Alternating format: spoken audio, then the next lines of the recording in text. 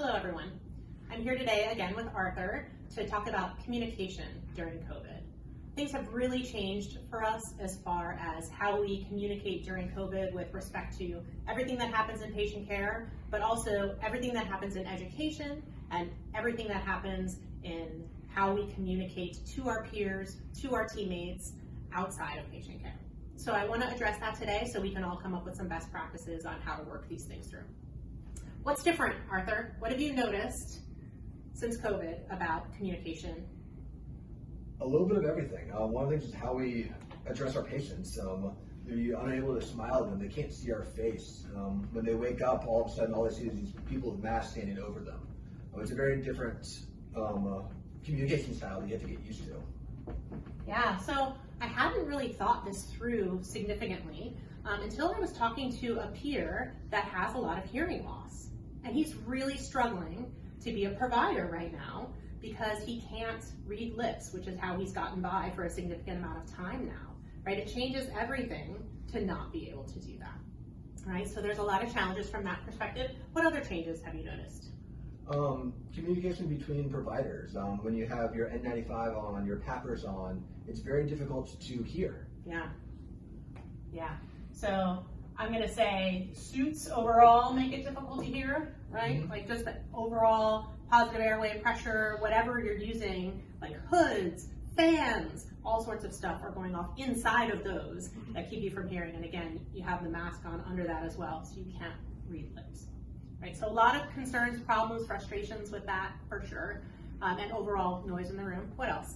Another big way is how the medical community communicates with each other. I mean, social media has exploded. Trying to learn how to navigate medical literature on social media is something that none of us have ever encountered before.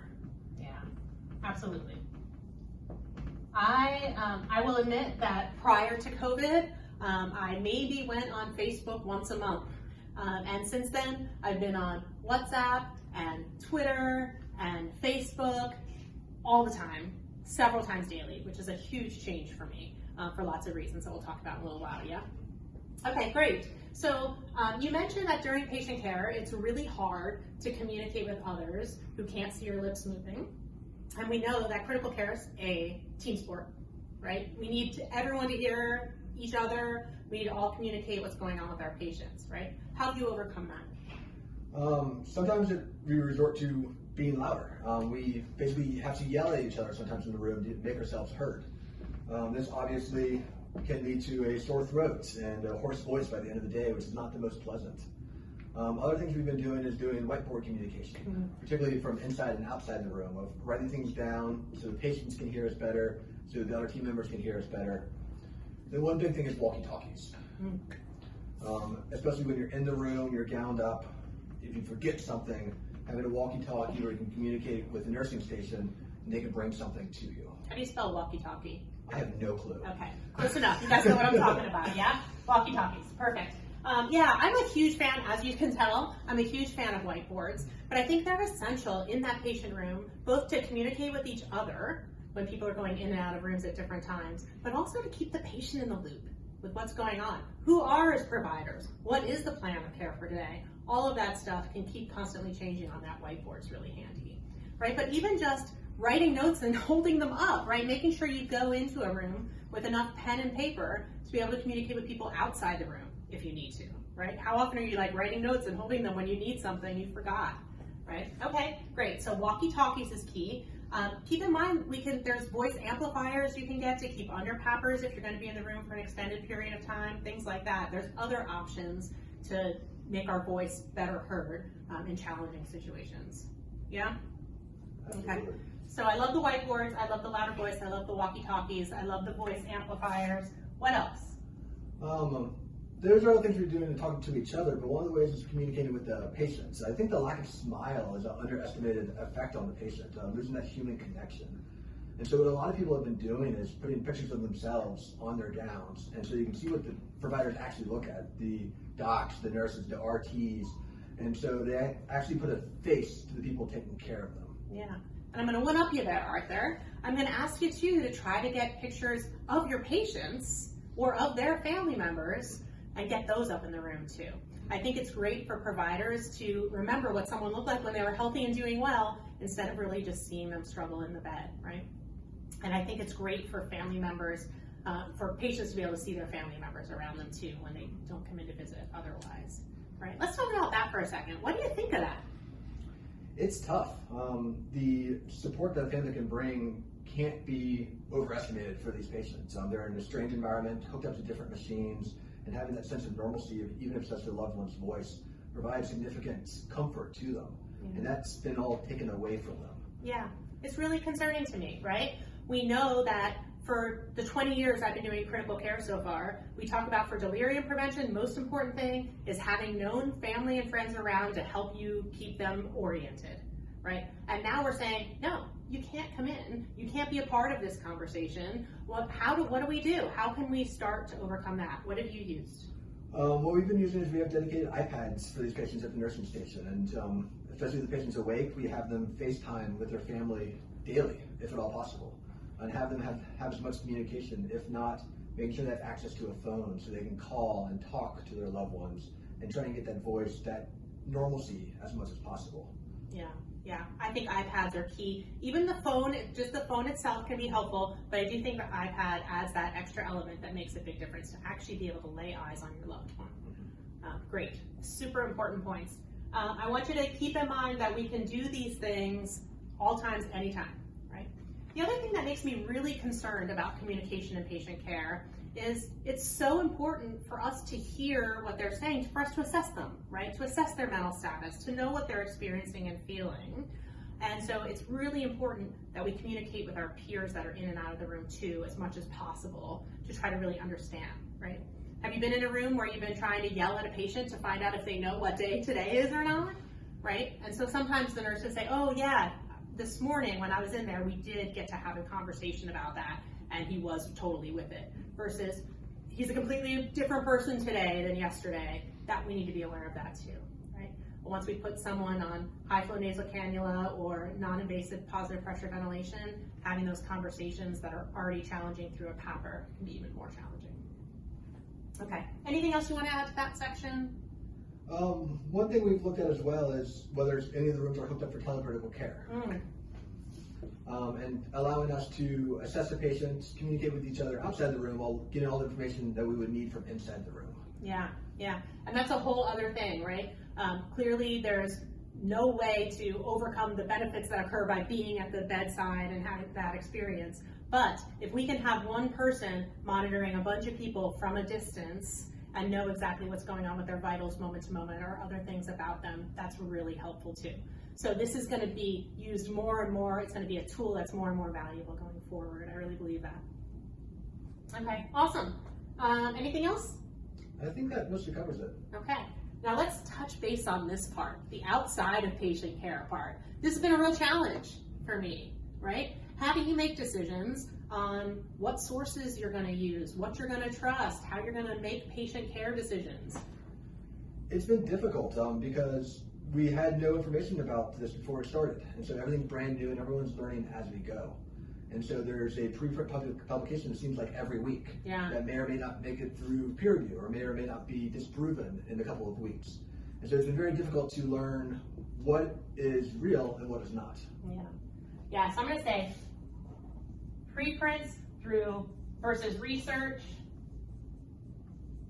versus guidelines, right? It's really important for us to be staying on top of everything that's coming out, but making sure that we're using things that are validated and shown again and again and again instead of something that came out one time. And then you can't even find that again after because it did not get picked up for publication elsewhere, right? It's really tempting to throw out every great idea so that people have things to try, but we have to be careful about what we're trying, right?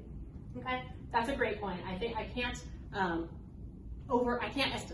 make a big enough point about this, right? This is so important to make good choices when we're deciding what therapeutics to use. All of that becomes very important. Okay. What else? Anything else outside of patient care that's been a challenge or that you've overcome? And with that, the social media. Because social media amplifies basically everything it gets put onto it. And so you learn about the latest, greatest cure, and then you're trying to, again, sift through the noise to see what the real signal is. Okay. Yeah, and key things to keep in mind about social media, right? You put something up there, however many people are going to see it, you have to make sure that you're putting up information that's good. You've fact-checked before you give it to everybody else, right? So make sure you're sharing good information, but you also want to make sure that you're doing it in a kind manner and an appropriate manner and a professional manner, right? You just have to upset one person for things to go off the rails. Okay, so that's very key. So make sure if you're getting information from social media, you know who the people are that you're getting it from, right? Make sure your sources are good sources. Okay, any other comments you want to make about social media? I think the key point there is being civil. You're allowed to have disagreements, especially when we don't have the answers. And disagreements often lead to good discussion, and great ideas can come out of that. But being civil, being respectful is the most important part of that. Yeah, absolutely. Be civil. Debate is great. Be civil about it. Okay, I love that. That's a really important point. Also keep in mind that you can start making better and better connections with people all over the world by doing this if you're going about it in the right manner. So this can be hugely valuable. Okay, great. Any other factors you want to bring up?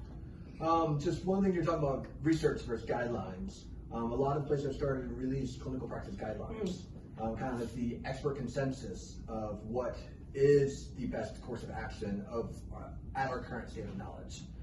And so collaborating with centers across the world to make these and distribute them, I think has been a very good outcome from this. Yeah, the Department of Defense has been super about doing this. Getting a team together of all of the experts in all of the fields to put together all of the most up-to-date information and to keep updating it as we keep learning. It's been pretty astounding, the work that's gone into that and the success that's come out of that. So that's a great point. Thanks for that.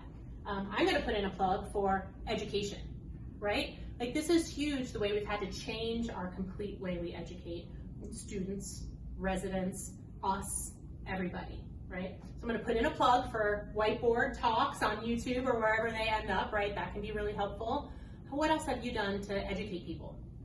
Especially the medical schools going to virtual, having to do online curriculums for the medical students, making sure you get the correct information to them in a way that you can really digest. Yeah. It's been kind of revamping how we've done medical education. Yeah, absolutely. Making curricula of all taped videos, right? But then still being available to answer questions when necessary, right? Conferences have completely changed to a lot of pre-filmed videos and then being available for Q&A related to them. So that can be a great way to communicate. What else? Another big thing, it kind of involves patient care, but it's making sure that you have communication among your colleagues on scheduling. Ah, that's a great point. Thanks.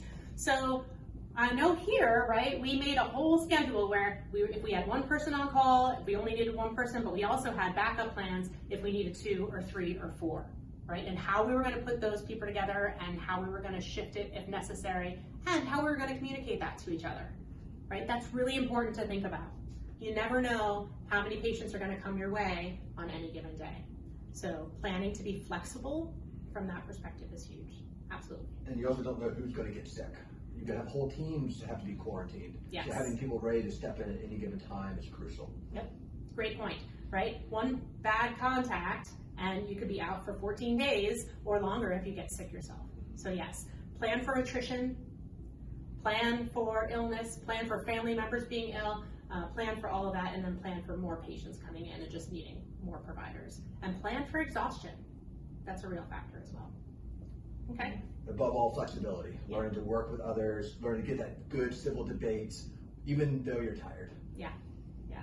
Arthur, I'm going to add that to all of them, right? I'm going to add flexibility to everything here, right? We need to keep growing and changing and figuring out the right ways to do it. We need to be flexible about how we make our schedules. We need to be flexible about how we educate people. Be ready to do Zoom one day and Microsoft Teams the next day and live the next day. You just don't know, right? You have to be ready to conquer all these different territories. Be willing to try new things.